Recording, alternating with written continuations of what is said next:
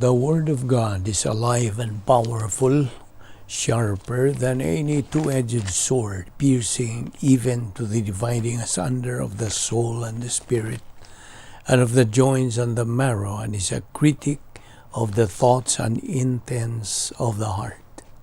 Ang tibuok nga kasulatan gipaginhawa sa Dios ug may kapuslanan alang sa pagpanudlo, alang sa pagpamadlong, alang sa pagpanulid, ug alang sa pagmatuto sa pagkamatarong, aron ang tao sa Dios mamahingpit masinangkapan alang sa tanang maayong buluhaton. Maayong adlaw sa tanan nato mga subscribers, viewers, fellow believers, kaniyong tanan nga nagasunod sa Balbido Evangelistic Ministry. Maayong adlaw. Now, tanan kamos kapiskay sa panglawas. Kining tanan grasya o ato kining pahimuslan nining adlaw. Alang kanimo magtutuo, if you are a believer, it's presumed that you use 1 John 1:9, the rebound technique, aron ikaw mapunan pagbalik sa Espiritu Santo kung na kay mga sala. Okay, so andam ka na sa pagpadayon sa pagtuon sa pulong sa Dios. Alang kanimo dili magtutuo, ang imong buhaton mong paggamit niya ng imong kabubuton, free will. Hinatag ka na sa Dios kanimo aron ipagamit. Mugamit ka ba sa positive pole or negative pole? Kung positive pole imong gamiton, mutuo ka kang Ginoong Jesucristo nga imong maluluwas ug ikaw maluwas.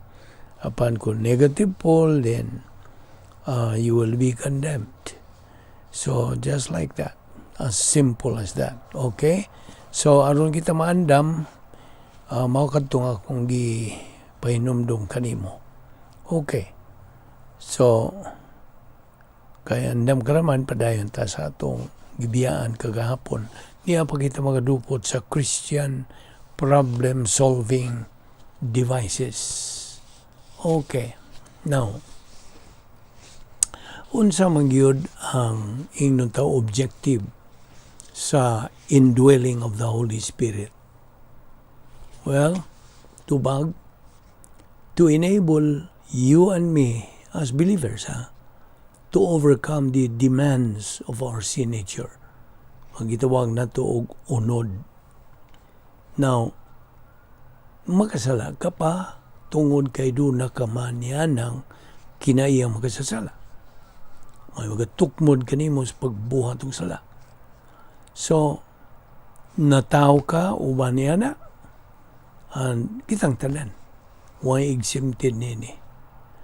Ang kinaiyang makasasala, God, is battling constantly alang sa iyang pagkontrol sa atong pangunahuna o atong mga lihok. Whether it wins or not, it's up to us. Naragyod na.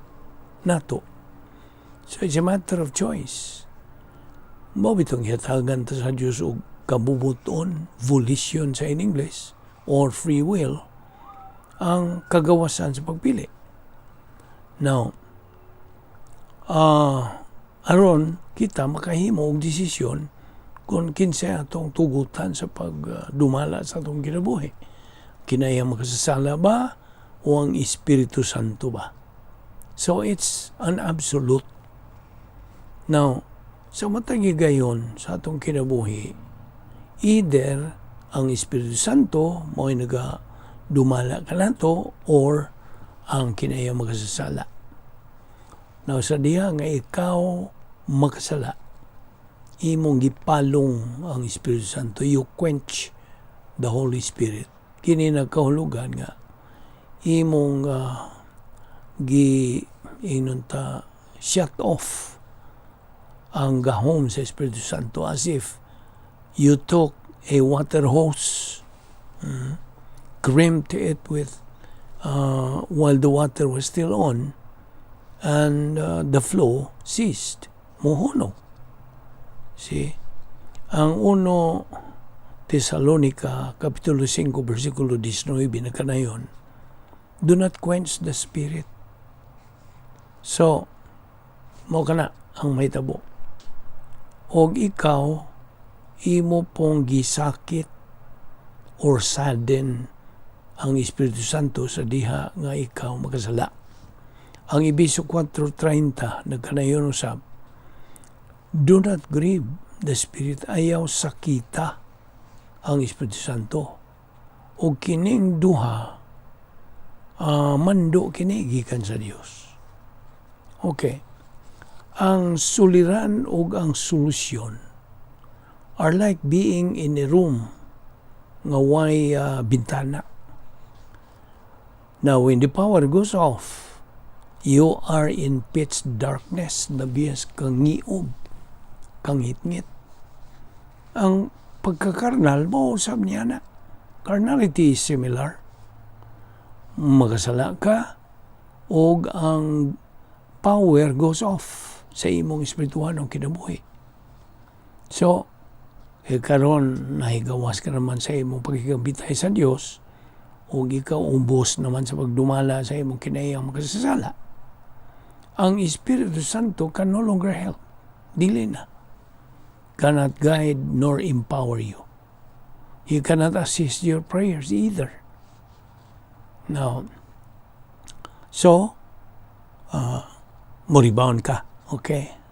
You rebound and the power comes back on. Mubalik. You are again empowered sa Espiritu Santo. Now, di man kinahanglan masil-sil na yun sa atong kalag nga. Doon na tayo tulo ka mga nag-unang kaaway nga identified in the Bible. The world, the flesh, and the devil. Ang kalibutan, ang unod, meaning ang kinayamagsasala, o ang yawa. Okay. The lure of the world, the lust of the flesh, o ang paglingla sa yawa. Sa man mo pag kanang atubang nini, how can you handle this? The lure is of the world. Kanang pagdani kanimo. And material things in it. Ang Biblia sulti kanato unsay ang natumuhaton. It says this, Galatia 5:16, but I say, walk by the Spirit and you will not carry out the desire of the flesh. Now, kinigong mga pangibog, they come in patterns. Now, it is not just about sex, ang pagkikilawas. Doon na po'y kanang lust for power, pangibog. Okay? There are also lust for power, gahom, salapi, ang kanang approbation, kanang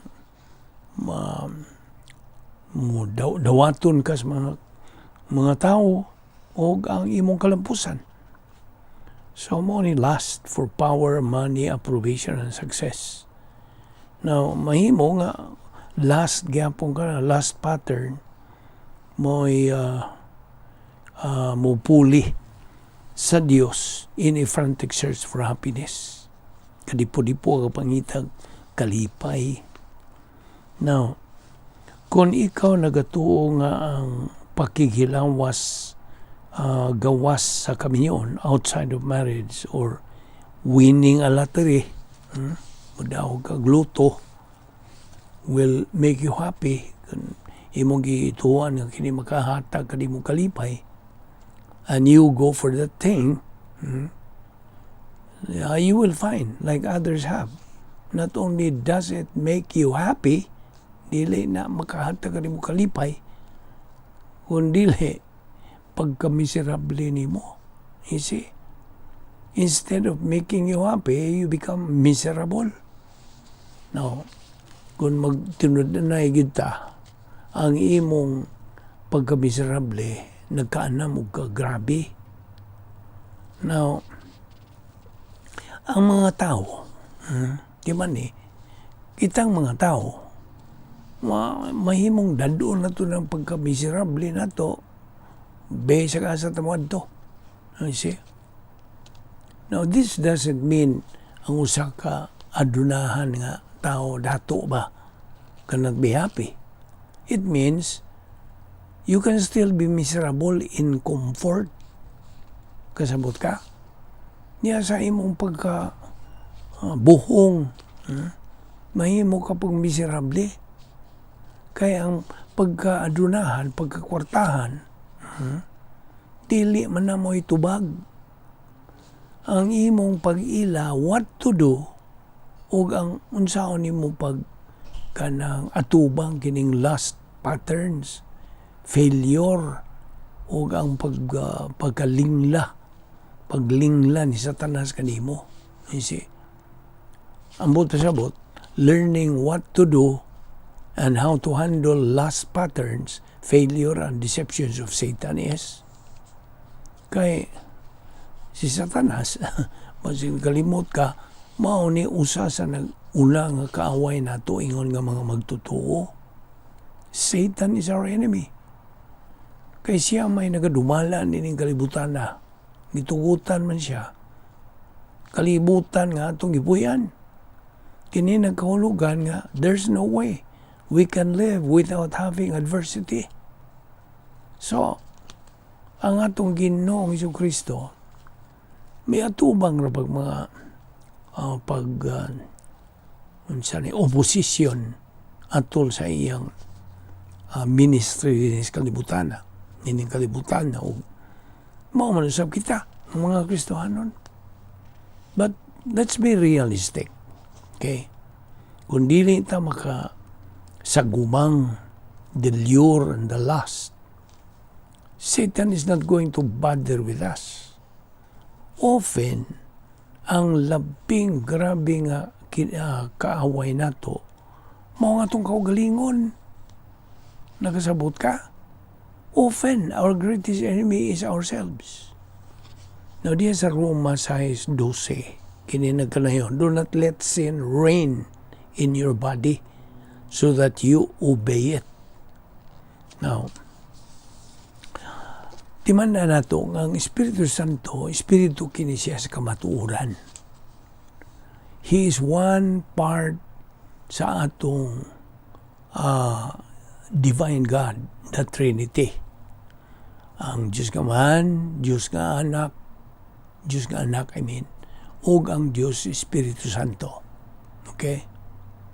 Ang Espiritu Santo is one part of our divine God, the Trinity. Okay? Ang Espiritu Santo is a rightful and equal member sa Balang Trinidad. Natiman niya ang Juan 4:24, God is a spirit and those who worship Him must worship Him in spirit and in truth. Now, timan niya usab, paminaw, dili ka makasimba sa Dios kung ikaw nahigawas sa imong pakigamitay sa Dios. Timan niya na. You cannot worship God if you are out of fellowship. Nganong na out of fellowship ka? Kumikan kay nakasala ka man. O huwag ka mo rebound. Huwag ka mo sugid niya ng mga sala. So, rebound allows you sa imong pagbalik ngadto sa pagpuno kanimo sa Espiritu Santo. Rebound allows you to recover the filling of the Holy Spirit. Now, mubalik rin ta dito sa tinubdan ni ining grasya nga gasa. Let us go back to the source of this grace gift. Si Jesus nagkanayon sa dihang mibiya siya niling kalibutan na, wa siya mubiya sa iyang mga disipulo alone to survive in the devil's world. Now, He would send sa Holy Spirit sa pagtabang, sa paggiya, o lamdag, mentor them, pagtudlo nila. And kanato usab. Sa diha nga mga disipulo nagkaton sila kang Ginoong Hesukristo. They were learning from Christ. Wa man sila dihay mga tape recorder or anyone following them around taking notes. Wala. Yet, nakahimo sila sa kanang hinumdum, recall to mind information nga gi-swat diha sa bag-ong tugon. How? They recall ministry of the Holy Spirit. Okay? Now, diha sa Juan 14:26, ang pulong sa Diyos na kanayon sa English, the Comforter, the Holy Spirit, whom the Father will send in my name, He will teach you all things and bring them to your remembrance whatever I have said to you. Si Ginoong Hesukristo may nagsulti nini. Now, so, si Ginoong Hesukristo kanang padayag ngadto siya mga disipulo nga human sa iyang paghawa after he has gone. Obviously, there would not be any more face-to-face nga pagtudlo gikan kang Ginoong Hesukristo na.